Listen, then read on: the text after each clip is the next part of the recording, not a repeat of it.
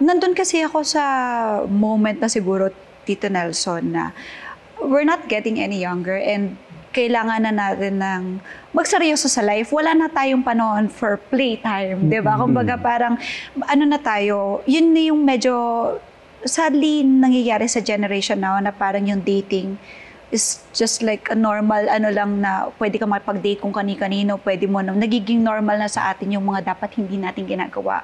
As babae and lalaki na papasok sa relasyon, kumbaga ang dami mga options, andyan si ganito, pag wala ka, pwede ako dito. So yun lang na hindi na tayo katulad ng dati. Kumbaga na sayang na hindi natin experience yung parang now ang hirap makahanap ng true love. That's why natatakot akong pumasok sa relasyon.